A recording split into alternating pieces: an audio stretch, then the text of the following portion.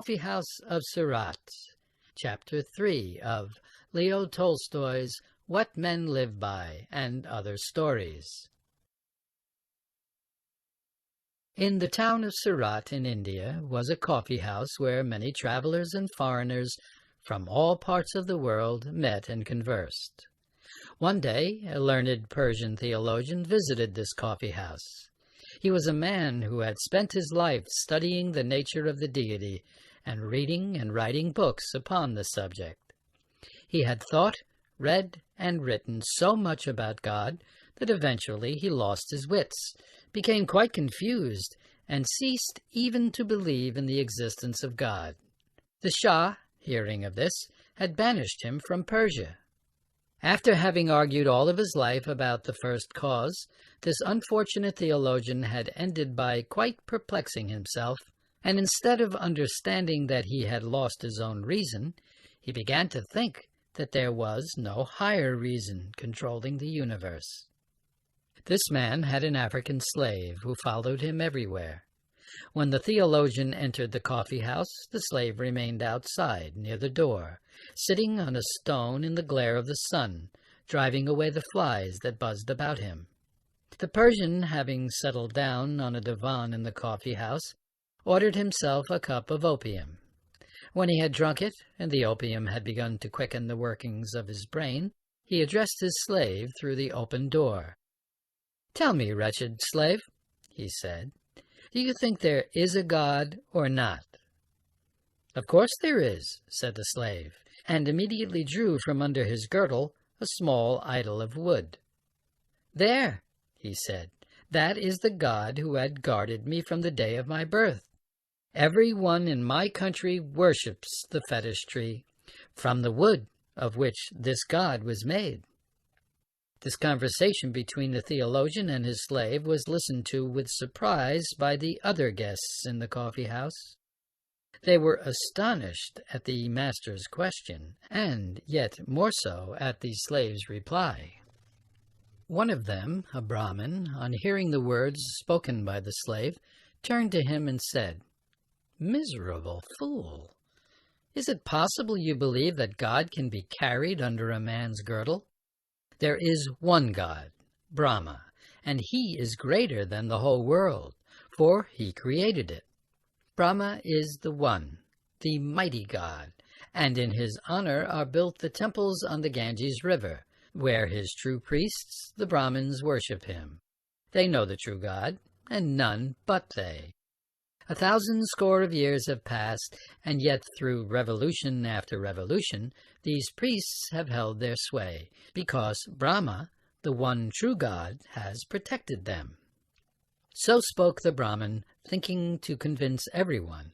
But a Jewish broker who was present replied to him and said, "No, the temple of the true God is not in India.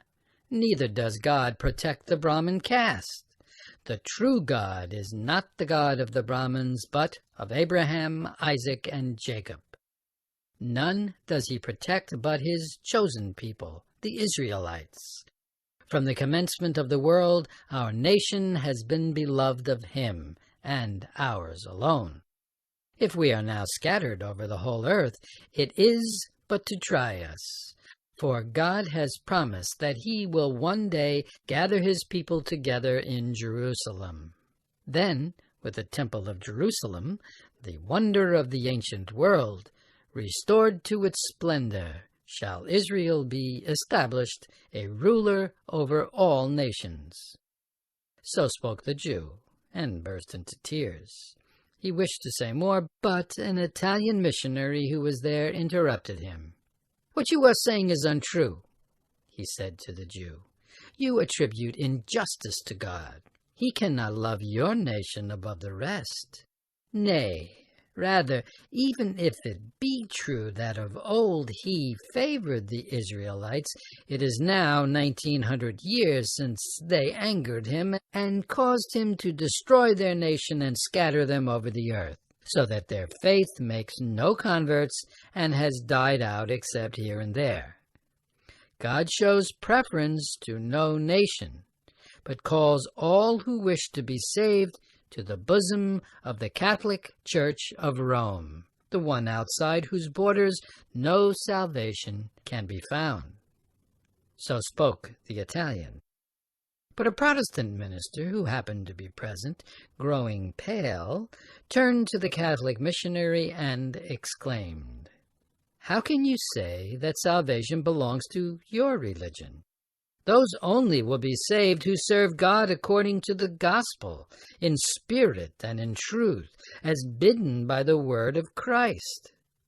Then a Turk, an office holder in the custom house at Surat, who was sitting in the coffee house smoking a pipe, turned with an air of superiority to both Christians. "Your belief in your Roman religion is vain," he said. "It was superseded 1,200 years ago by the true faith, that of Mohammed. You cannot but observe how the true Mohammed faith continues to spread both in Europe and Asia, and even in the enlightened country of China. You say yourselves that God has rejected the Jews, and, as proof, you quote the fact that the Jews were humiliated and their faith does not spread. Confess, then, the truth of Mohammedanism, for it is triumphant and spreads far and wide. None will be saved but the followers of Mohammed, God's latest prophet, and of them only the followers of Omar, and not of Ali, for the latter are false to the faith." To this the Persian theologian, who was of the sect of Ali, wished to reply, but by this time a great dispute had arisen among all the strangers of different faiths and creeds present. There were Abyssinian Christians, Lamas from Tibet, Ismailians, and fire-worshippers. They all argued about the nature of God and how he should be worshipped. Each of them asserted that in his country alone was the true God known and rightly worshipped. Everyone argued and shouted, except a Chinaman, a student of Confucius, who sat quietly in one corner of the coffee house, not joining in the dispute. He sat there drinking tea and listening to what the others said, but did not speak himself. The Turk noticed him sitting there and appealed to him, saying, "You can confirm what I say, my good Chinaman. You hold your peace, but if you spoke, I know you would uphold my opinion. Traders from your country, who come to me for assistance, tell me that though many religions have been introduced into China, you Chinese consider Mohammedanism the best of all, and adopt it willingly. Confirm then my words, and tell us your opinion of the true God and of his prophet." "Yes, yes," said the rest, turning to the Chinaman. "Let us hear what you think of the subject." The Chinaman, the student of Confucius, closed his eyes and thought a while. Then he opened them again, and drawing his hands out of the wide sleeves of his garment and folding them on his breast, he spoke as follows, in a calm, quiet voice. "Sirs, it seems to me that it is chiefly pride that prevents men agreeing with one another on matters of faith.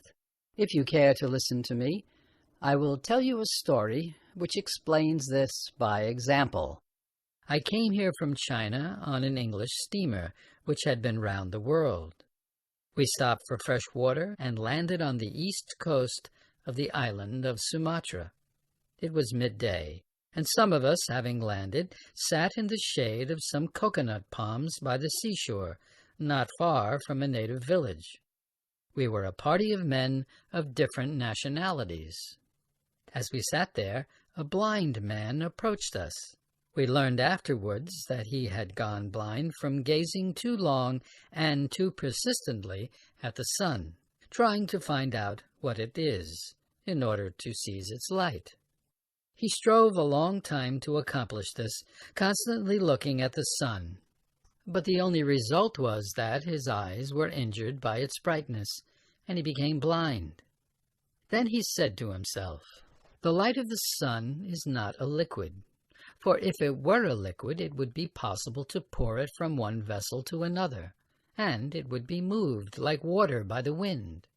Neither is it fire, for if it were fire, water would extinguish it. Neither is light a spirit, for it is seen by the eye. Nor is it matter, for it cannot be moved. Therefore, as the light of the sun is neither liquid, nor fire, nor spirit, nor matter, it is nothing." So he argued, and as a result of always looking at the sun and always thinking about it, he lost both his sight and his reason. And when he went quite blind, he became fully convinced that the sun did not exist. With this blind man came a slave, who, after placing his master in the shade of a coconut tree, picked up a coconut from the ground and began making it into a nightlight. He twisted a wick from the fiber of the coconut, squeezed oil from the nut in the shell, and soaked the wick in it. As the slave sat doing this, the blind man sighed and said to him, "Well, slave, was I not right when I told you there was no sun? Do you not see how dark it is? Yet people say there is a sun. But if so, what is it?" "I do not know what the sun is," said the slave. "That is no business of mine. But I know what light is. Here I have made a nightlight, by the help of which I shall serve you and find anything I want in the hut." And the slave picked up the coconut shell, saying, "This is my sun." A lame man with crutches, who was sitting nearby, heard the words and laughed. "You have evidently been blind all your life," he said to the blind man, "not to know what the sun is. I will tell you what it is. The sun is a ball of fire which rises every morning out of the sea and goes down again among the mountains of our island each evening. We have all seen this, and if you had had your eyesight, you too would have seen it." A fisherman, who had been listening to the conversation, said, "It is plain enough that you have never been beyond your own island. If you were not lame, and if you had been out as I have in a fishing boat, you would know that the sun does not set among the mountains of our island, but it rises from the ocean every morning, so it sets again in the sea every night. What I am telling you is true, for I see it every day with my own eyes." Then an Indian, who was of our party, interrupted him by saying, "I am astonished that a reasonable man should talk such nonsense. How can a ball of fire possibly descend into the water and not be extinguished? The sun is not a ball of fire at all. It is the deity named the Deva, who rides forever in a chariot round the golden mountain Meru. Sometimes the evil serpents Ragu and Ketu attack Deva and swallow him, and then the earth is dark. But our priests pray that the deity may be released, and then he is set free. Only such ignorant men as you, who have never been beyond their own island, can imagine that the sun shines for their country alone." Then the master of an Egyptian vessel, who was present, spoke in his turn. "No," he said, "you also are wrong. The sun is not a deity and does not move only around India and its golden mountain. I have sailed much on the Black Sea and along the coasts of Arabia, and have been to Madagascar and the Philippines. The sun lights the whole earth and not India alone. It does not circle round one mountain, but rises far in the east, beyond the Isles of Japan, and sets far, far away in the west, beyond the islands of England. That is why the Japanese call their country Nippon, that is, the birth of the sun. I know this well, for I have myself seen much, and heard more from my grandfather, who sail to the very ends of the sea." He would have gone on, but an English sailor from our ship interrupted him. "There is no country," he said, "where people know so much about the sun's movements as in England. The sun, as everyone in England knows, rises nowhere and sets nowhere. It is always moving round the earth. We can be sure of this, for we have just been round the world ourselves, and nowhere knocked up against the sun. Wherever we went, the sun showed itself in the morning and hid itself at night, just as it does here." And the Englishman took a stick and, drawing circles in the sand, tried to explain how the sun moves in the heavens and goes round the world. But he was unable to explain it clearly, and pointing to the ship's pilot said, "This man knows more about it than I do. He can explain it properly." The pilot, who was an intelligent man, had listened in silence to the talk till he was asked to speak. Now everyone turned to him, and he said, "You are all misleading one another, and you yourselves are deceived. The sun does not go round the earth, but the earth goes round the sun, revolving as it goes, and turning towards the sun in the course of each 24 hours. Not only Japan and the Philippines and Sumatra, where we now are, but Africa and Europe and America and many lands besides. The sun does not shine for some one mountain, or for some one island, or for some one sea, not even for one earth alone, but for other planets as well as our earth. If you could only look up at the heavens instead of at the ground beneath your own feet, you might all understand this, and would then no longer suppose that the sun shines for you or for your country alone." Thus spoke the wise pilot, who had voyaged much of the world and had gazed much upon the heavens above. "So, on matters of faith," continued the Chinaman, the student of Confucius, "it is pride that causes error and discord among men. As with the sun, so it is with God. Each man wants to have a special God of his own, or at least a special God for his native land. Each nation wishes to confine in his own temples him whom the world cannot contain. Can any temple compare with that which God himself has built to unite all men in one faith and one religion? All human temples are built in the model of this temple, which is God's own world. Every temple has its fronts, its vaulted roof, its lamps, its pictures or sculptures, its inscriptions, its books of law, its offerings, its altars, and its priests. But in what temple is there such a font as the ocean, such a vault as that of the heavens, such lamps as the sun, moon, the stars, or any figures to be compared with living, loving, mutually helpful men? Where are there any records of God's goodness so easy to understand as the blessings which God has strewn abroad for man's happiness? Where is there any book of the law so clear to each man as that written in his heart? What sacrifices equal to the self-denials which loving men and women make for one another? And what altar can be compared with the heart of a good man, on which God himself accepts the sacrifice? The higher a man's conception of God, the better will he know him. And the better he knows God, the nearer will he draw to him, imitating his goodness, his mercy, and his love of man.